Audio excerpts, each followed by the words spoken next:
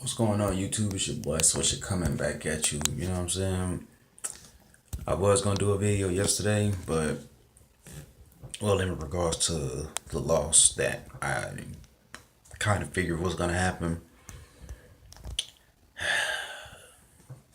Hey, what can you really say at this point? You know,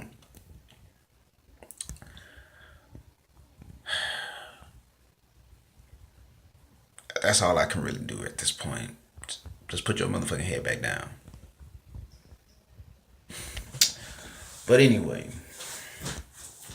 and I find it funny that because I was watching my boy El Sticky Lair and my boy Ed Honcho videos earlier today, and in my boy Ed Honcho video, one of the people in his comment section, El Labo, he mentioned something that I had mentioned a while ago. That guy a guy like Kyle Fuller, I believe he plays for the Bears.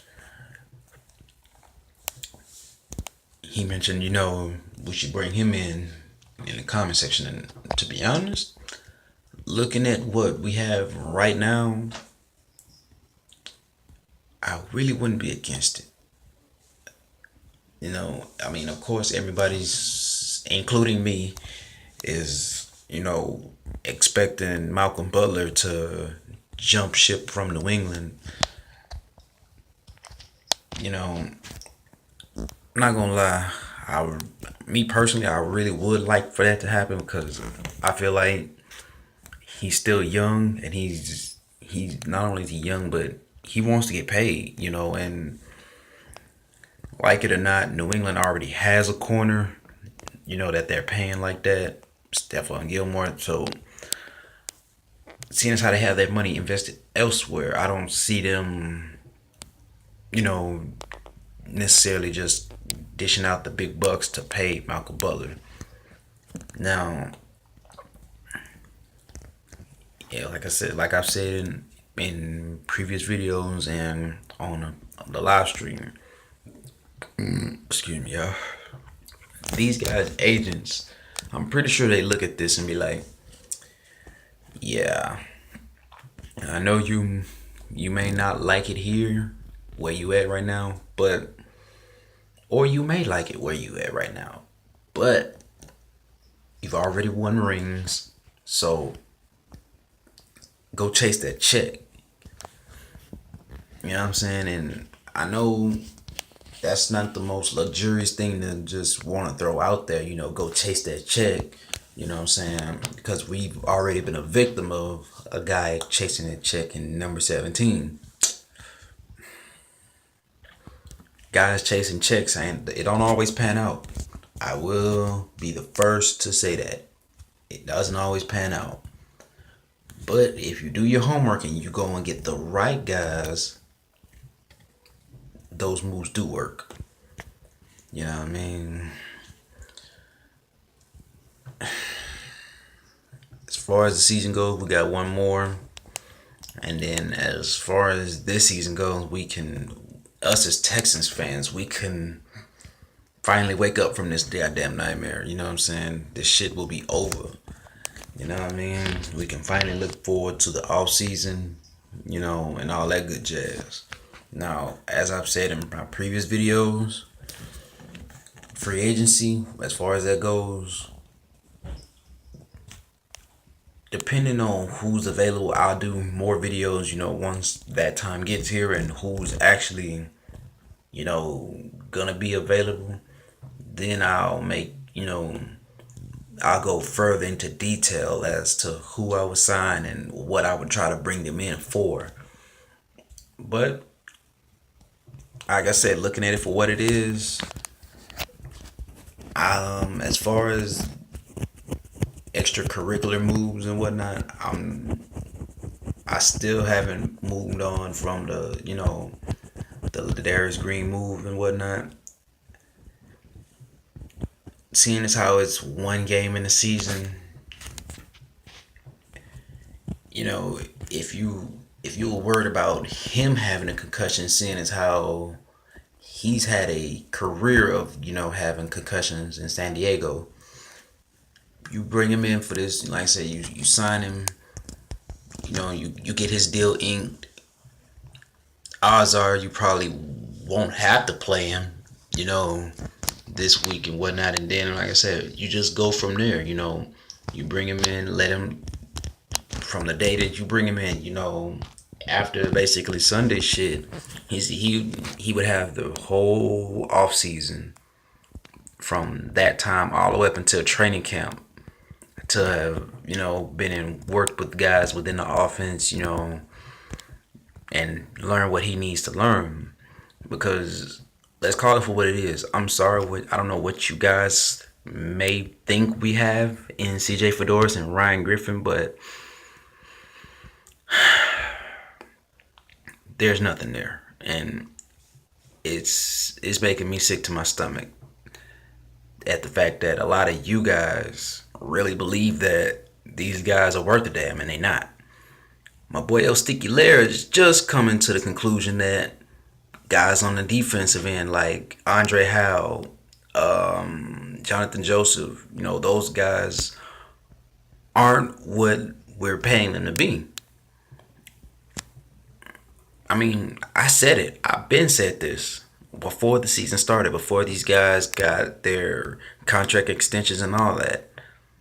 I was the one fan that was sitting here saying, don't pay him. He ain't worth it. Don't pay him. He ain't worth it. And what they do, they paid him because they thought he was worth it. Well, pay them because they thought they were worth it. And look at it. And look at our situation now. I mean, at least with JJ, you can at least argue that. I mean, regardless of what the fuck y'all may want to say, the dude put up, not only was he putting up numbers before these injuries, but you can't just discredit the fact that the man had 2 back-to-back 20 sack years. You know what I'm saying? Like it or not, that's on his resume. So him being hurt, it's reasonable. You know what I'm saying? Because like I said, your body will suffer injuries, when you got 2 linemen, a tight end, and sometimes a running back chipping you just to slow you down. That's greatness. That's greatness, you guys. I don't know what y'all may call it, but that's greatness. And it makes me sick to no end at the fact that, not only Texans fans, but, actual ESPN and reporters and whatnot and really think that the Texans should try and trade him. It's just asinine, if you ask me. On to the actual game itself. One guy in particular who I was looking forward to seeing, he did exactly what I thought he would do. And I'm not gonna say his name. Y'all, if y'all fuck with my YouTube channel, y'all know who he is because y'all tired of me mentioning him. But like it or not, he didn't have when I left to stop watching the game, he hadn't had 100 yards yet. But I mean, with the way Big Ben was slinging the rock, I wouldn't be surprised if a few guys had 100 yards. I know Juju had close to 100 yards, if not 100 yards. So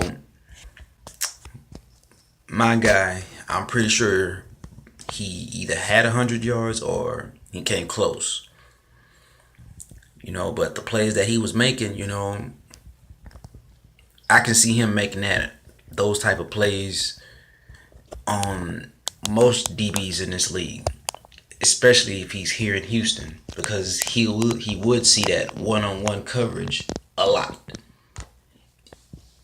due to the fact that we have Will Fuller and Nuke Hopkins.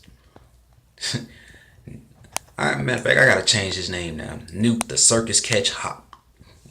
You know what I'm saying? Nuke the Circus Catch Hopkins, man.